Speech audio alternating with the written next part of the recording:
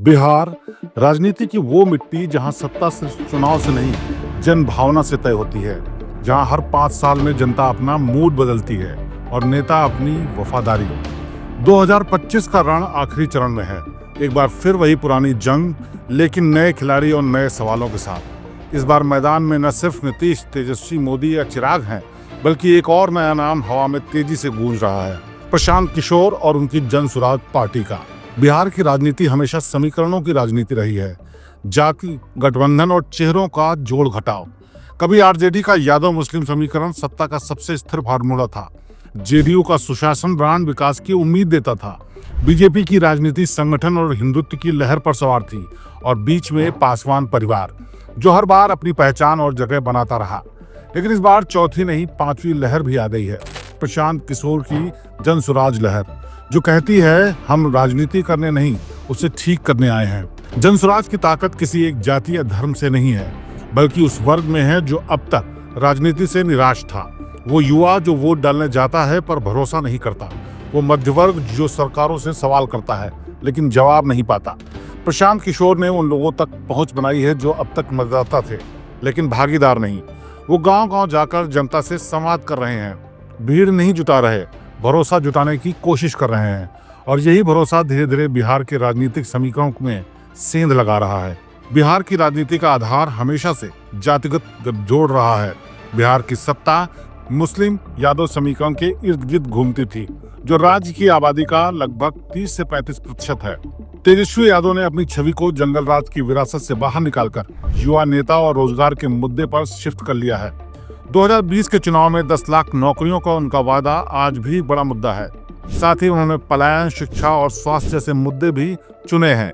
वहीं इस बार अल्पसंख्यक वोटरों को भी साधने के लिए वक्फ कानून और अन्य अल्पसंख्यक हित के वादे उनके घोषणा पत्र में शामिल हैं, जो 2020 की गलतियों को सुधारने की कोशिश है।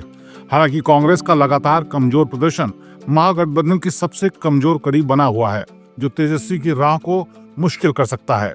दूसरी तरफ नीतीश कुमार फिर एनडीए में लौट गए हैं, लेकिन उनका चेहरा अब थका हुआ दिखता है।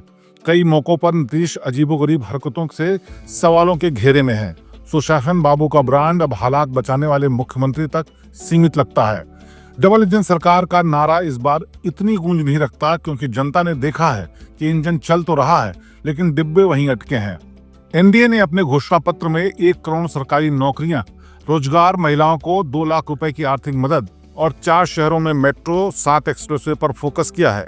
अति पिछड़ा वर्ग, जो बिहार की आबादी का एक बड़ा हिस्सा है, उस पर दोनों गठबंधनों का विशेष ध्यान है। एनडीए ने ओबीसी के लिए कर्पूरी ठाकुर सम्मान निधि और अन्य योजनाएं घोषित की हैं, जो निर्णायक हो सकती हैं। बीजेपी की रणनीति हमेशा संसाधन, संगठन और केंद्र की ताकत पर निर्भर रही है, लेकिन बिहार में केंद्र की ताकत से ज्यादा असर स्थानीय समीकरणों का पड़ता है, और यही बीजेपी की मुश्किल भी है।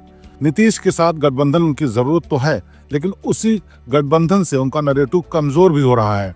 पार्टी के भीतर से भी आवाजें उठ रही हैं कि नीतीश की पलटियां अब बीजेपी की प्रतिष्ठा पर असर डाल रही हैं। चिराग पासवान अभी भी खुद को अपने पिता की विरासत के असली उत्तराधिकारी के रूप में पेश कर रहे हैं। वो नीतीश हटाओ के नारे के साथ एनडीए के भीतर भी महिला युवा फॉर्मूला पेश कर रहे हैं, लेकिन राजनीतिक जमीन उतनी मजबूत नहीं जितनी आवाज। फिर भी इसका सीधा प्रभाव पासवान वोट बैंक पर पड़ता है, जो एनडीए के लिए 15-20 सीटों का निर्णायक मामला हो सकता है। और गठबंधन के भीतर भी सीटों के बंटवारे में इसकी दावेदारी इसीलिए बढ़ी है। और अब इस पूरे समीकरण के बीच एक नया नाम है प्रशांत किशोर का जन सुराज।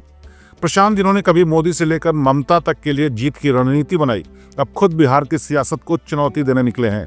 वो कहते हैं बदलाव किसी एक चुनाव से नहीं, बल्कि एक आंदोलन से आता है। उनका अभियान उनके आंदोलन की शुरुआत है। वो जाति की नहीं, बिहारियत की बात करते हैं। उनका नारा है जाति नहीं, क्षमता चलेगी। ये संदेश शहरों में नहीं, गाँव में पकड़ बना रहा है। वो लालू नीतीश के पिछले 35 सालों के शासन में विकास की कमी को मुख्य मुद्दा बना रहे हैं। गौर करने वाली बात यह है कि जनसुराज ने अपनी पहली उम्मीदवार सूची में अति पिछड़े वर्ग को और ओबीसी को सबसे ज्यादा प्राथमिकता दी है, जो बिहार की 62% आबादी है। साथ ही मुस्लिम यादव बहुल सीट पर उम्मीदवार उतारकर उन्होंने महागठबंधन के कोर वोट बैंक में सेंध लगाने की रणनीति बनाई है। कई जगहों पर वो किसी बड़े गठबंधन के वोट काट सकते हैं, लेकिन सबसे बड़ी बात यह है ये खुद उनको बिहार की राजनीति में तीसरा विकल्प का बीज समझा जा रहा है। आरजेडी कांग्रेस लेफ्ट गठबंधन 110 सीटों के आसपास मजबूती दिखा सकता है। अगर एंटी इनकम्बेंसी का फायदा उठा पाया तो जेडीयू बीजेपी गठबंधन 90 से 105 सीटों के बीच टिक सकता है, लेकिन इसमें तालमेल और नीतीश की थकान का बड़ा असर पड़ेगा। एलजेपी और छोटे दल 15-20 सीटों में निर्णायक भूमिका निभा सकते हैं और जनसुराज सीटें जीतने की उम्मीद बहुत कम है, लेकिन बिहार की राजनीति में चर्चा और चेतना अभी से वो जीत चुका है। इस बार का चुनाव सिर्फ चेहरों का नहीं बल्कि चेतना का भी चुनाव लगता है। एक तरफ वो राजनीति है जो जाति, परिवार और गठबंधन पर टिकी है, दूसरी तरफ वो राजनीति जो नई सोच, पारदर्शिता और एक नई उम्मीद जगाने की बात करती है। भले ही असलियत कुछ और आगे निकले, जनता अब इन नारों से नहीं बहकती है, न वादों से थमती है। वो अब सोच रही है कि बदलाव कहां से आएगा और यही सोच इस बार बिहार के परिणाम को तय करेगा। श्रेष्ठ भारत पर खबरों से जुड़े रहने के लिए चैनल को सब्सक्राइब और लाइक करें, बेल आइकन दबाएं और देखते रहें श्रेष्ठ भारत।